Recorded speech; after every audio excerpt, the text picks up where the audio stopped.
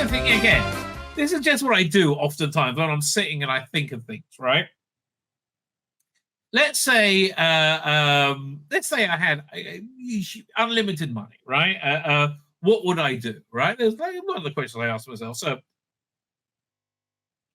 I've long said I'd love to set up a reconstruction or something like Marco Polo, much in the same way they did a reconstruction of Mission to the Unknown, right? Those college, and it looked fantastic, right? It looked absolutely fantastic.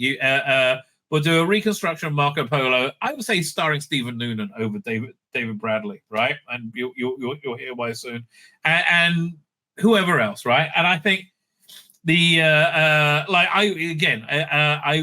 would fund this by crowdfunding, and the only way that you get to see it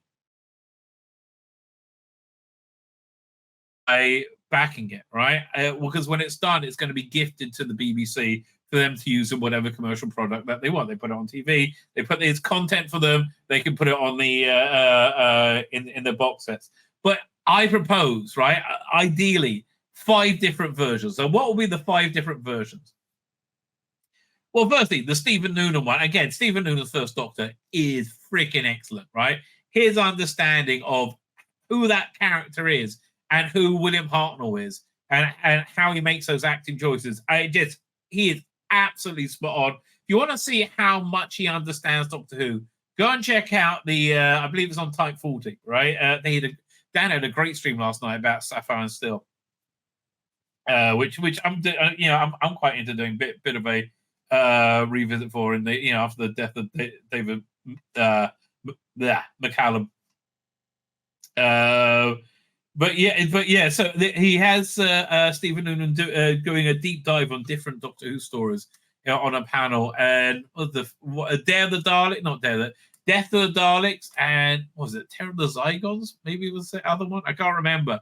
But like you see his incredible understanding of it, right? Anyway, I digress. So you have version 1, black and white in color, right? Which is a reconstruction of Marco Polo, right? And you can pay more to be there, you could be in the audience, for example. Different things, different perks. It's a crowdfunding campaign. So that's version 1 and 2, black and white in color. Version 3 and 4. Now here's the bit where AI comes in. I realized the technology is here now. Absolutely. With face swap technology, take Stephen Noonan's face out and put William Hartnell's in, right? That, in effect, would be a perfect... for the next step, it will be a perfect reconstruction. Then you take out his... put that in instead, right? So you now have William Hartnell's face talking. We have the technology to do that, right? And you have William Hartnell's voice, and then we have software that you could lip sync it, so he looks like he's saying those words, right? And it's essentially Steve Noonan and the cast are wearing William Hartnell and Carol Ann Ford digital masks and using their voice. Those would be 100% photorealistic, near perfect reconstructions, which with the technology we have now, and I can't imagine you wouldn't be able to crowdsource the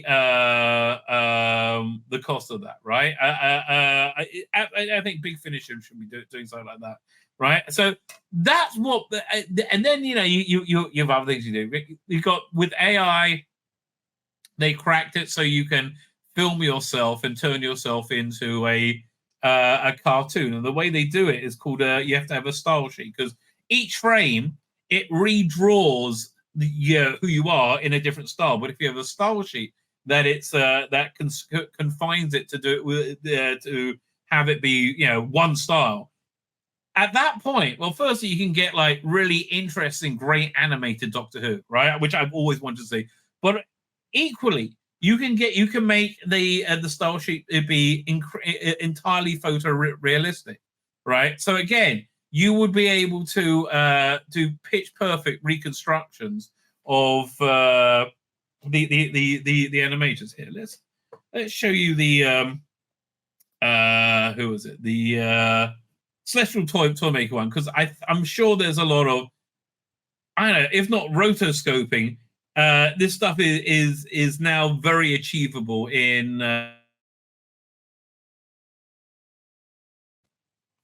Doctor Who, doink. This stuff is now very achievable in AI. But here, let's find out. Celestial Toymaker. Where is it? Again, if you haven't seen this, I so recommend it. It's such an incredible piece of work. And I just saw a trailer for something that's coming out with Warp, Celestial Toymaker, doink. Is this it? Yeah. The following is. So I think you see the reason this really works is because it's a very physical episode where they're having here. Let's have a look. We should show you that bit of the Doctor. Yeah. Dodo, Stephen. So okay, so they this is what they tried to do with Web of Fear episode 3, and it failed completely. Essentially, it seems to be that they filmed somebody and then they placed upon it like a different avatar, right? And again, with Web of Fear, it failed terribly. This guy did it on his own, right? On his own in his back room, but so he designed a very artistic avatar, like skin, the first Doctor. With AI, you can have it designed entirely photorealistic skin, right? And again, this will be a way AI could totally. This is the Doctor. With technology we have now, affordable now. The game you're going to play is not so innocent as it looks. Be on your guard. If you lose this game, we shall be here forever. Can you see? Not a thing. Yeah, so here, this is a great example of why you would never be able to do this reconstruction in a traditional way, right?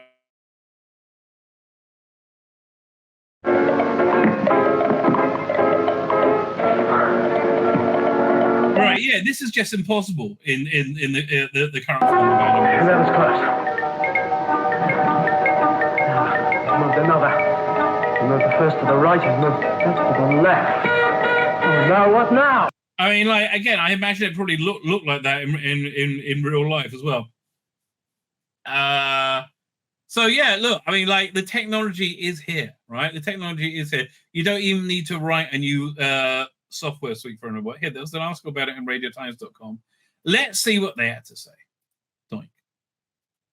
Could AI breathe new life into vintage Doctor? Well, absolutely it could. I mean, you know, that's basically what it's there for. Right? Could it? And I think it will be. So again, I'm just kind of annoyed that I'm going to have to rebuy all these things that I bought again. So I hope they start with the things they haven't done yet. Like again, Marco Polo is a great starting point, right? And I would like to see them do Marco Polo and build up to Dalek Master. Let's see what stories I'm missing. Hang on. Doctor Who. Missing stories. Wait. I mean, I guess 10th Planet 4 would really be the one that you want to start with. So we go. Marco Polo, Reign of Terror. Yeah, man, the reconstruction of that was really ropey. Right? That's up to Crusade, they say they could never do.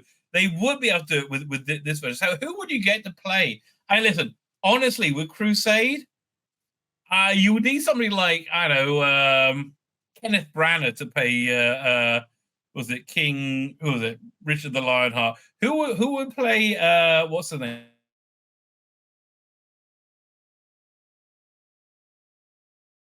Battle Queen of the Srac. What's her name again? Not Bernard K. Julian. Yeah. Have what's the name of Julian Glover's role? Kenneth Branagh. Although he's probably a bit old now. What is her name? Where is she in this? Jean Marsh. Who will play Jean Marsh? I was thinking Vanessa Kirby. That'd be perfect, right? Mythmakers, Dalek Marzipan. That's the one you want to go for. Mascots and Bartholomew's. Savage Smugglers, 10th Planet. So yeah, first full story, I would say Marco Polo, right? Marco Polo is definitely the way to go. maybe or if you want to try it on a smaller scale, 10th Planet 4 and Reign of Terror, right? I think those two they have there's two missing. The episodes missing are 4 and 5. Fine, so let's have a look what Radio Times has to say. Also, I did a thing earlier, which how AI was also able to clean up the audio, right? And it's incredibly, right? It's absolutely incredible how this stuff used to take hours upon hours upon hours. In my everyday life as doing graphic design, AI has completely changed everything with the AI tools in Photoshop. But it used to be I had to take 20 minutes, half hour to cut out a figure from a picture. Now I do it on one click.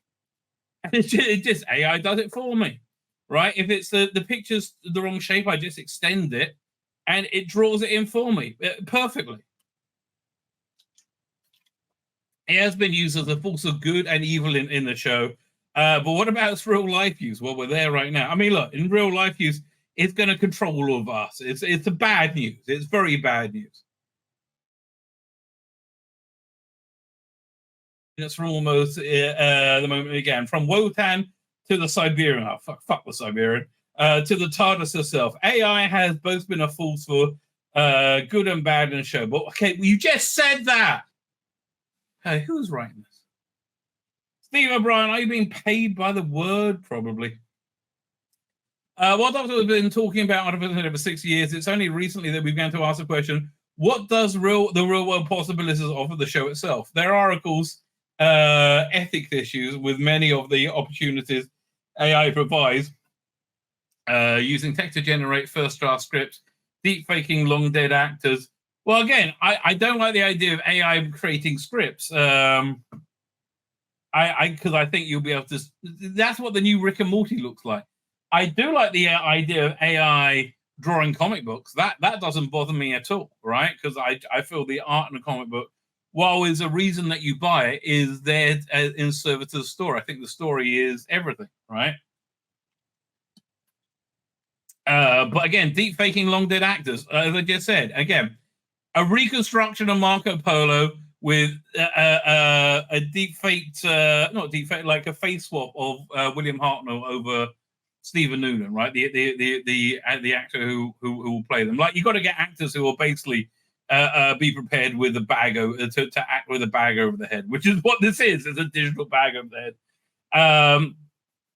We've all seen the AI apps that can sharpen up foggy old photos or add a splatter color to vintage black and white image. By the way, I said 5 versions, right? So you got black and white and color version with the deep fake, with the face swap. And then I don't know if it would be possible, right? But to take the same footage and then somehow put it in some kind of modern presentation, again, widescreen, decent special effects, decent soundscape, decent music. I think it probably would be possible. Like, so you get and edit it into like a movie version, like 45-minute episodes, right? So like 2 or 3 episodes of 45 minutes long each. And again, it's like the BBC will probably stop it happening, but it's free content, right? Again, if you crowdsource this, it's literally free content. But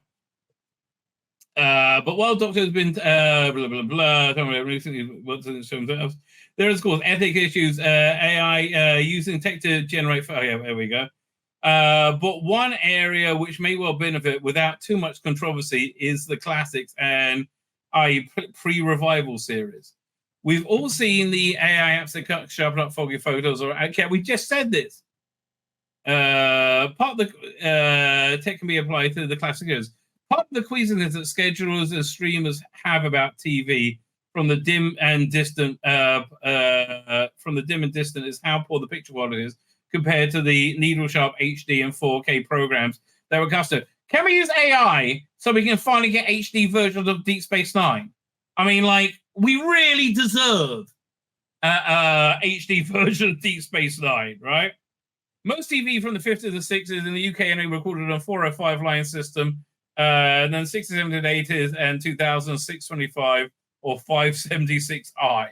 That's far less visual information than 1080p. Yeah, I know. Again, you try watching Deep Space Nine on Netflix. It's a bit. But I can offer a way of extending the shelf life of the pre-HD programs.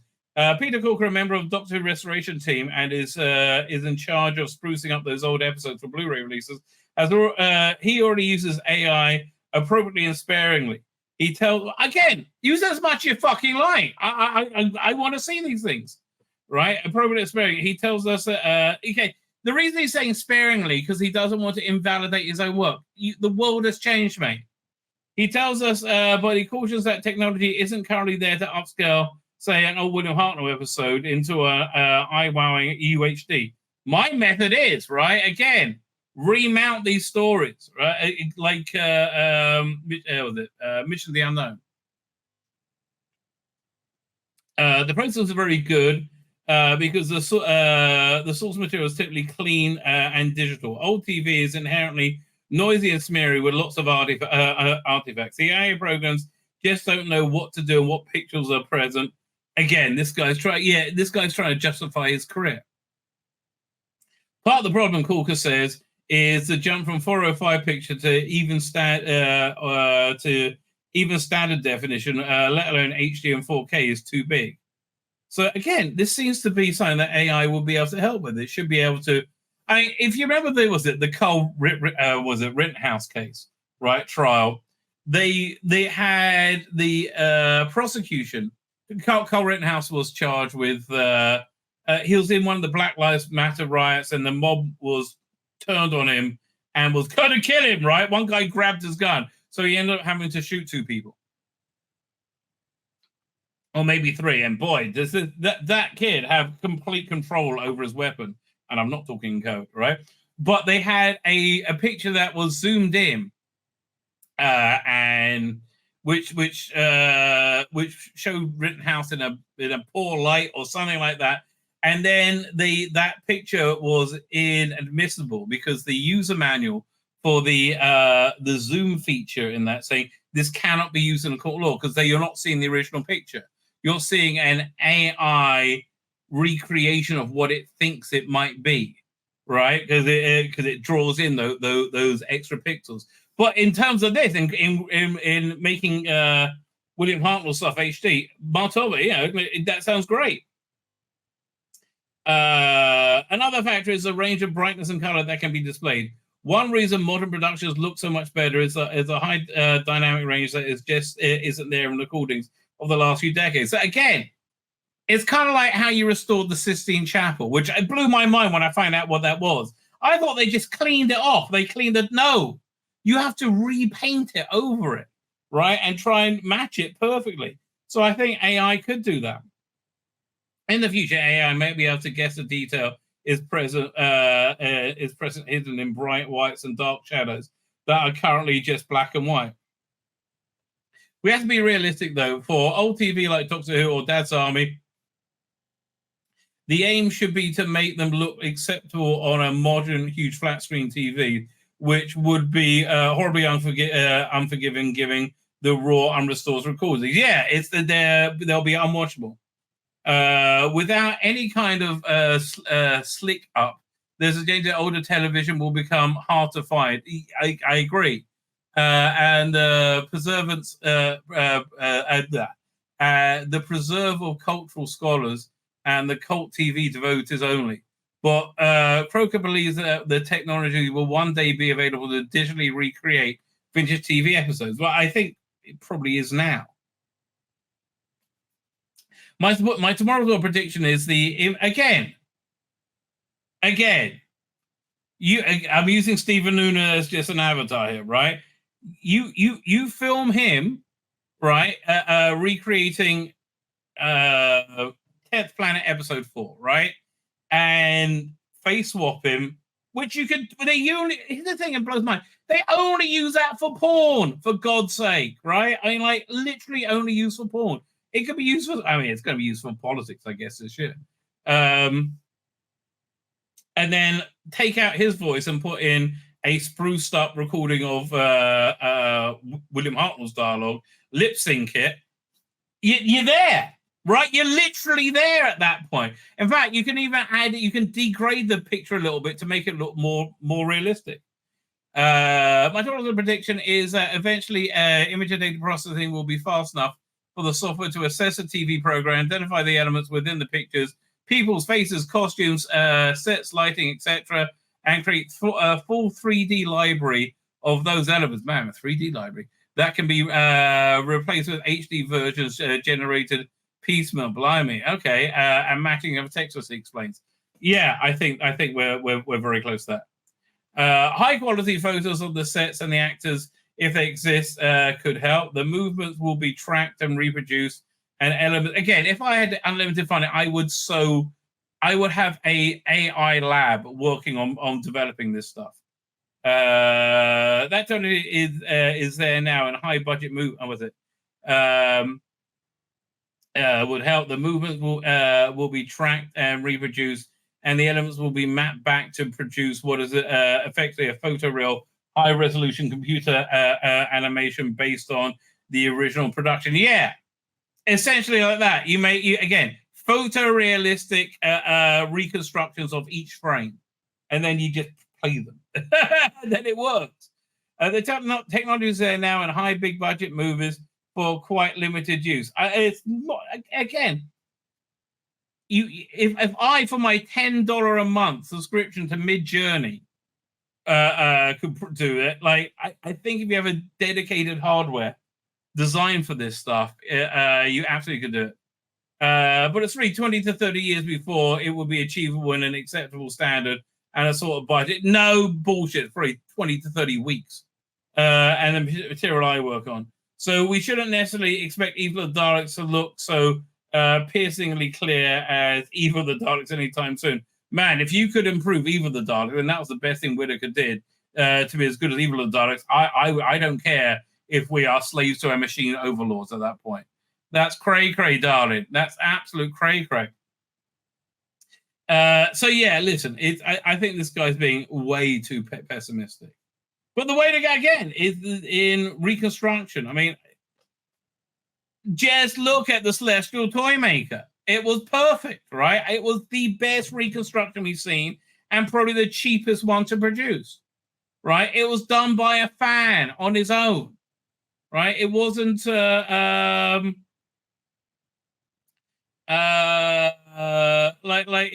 was done. It didn't take a professional budget to do that, right? So I don't know why that wouldn't be the way to go, and that's just doing him that way. But again, I think you could face swap them and make them look like freaking incredible. My name's Tzvi Lebetkin, the Rabbi from another planet. Please like, share, and subscribe, and ring that little bell. Ring the little bell so you're notified when new videos drop.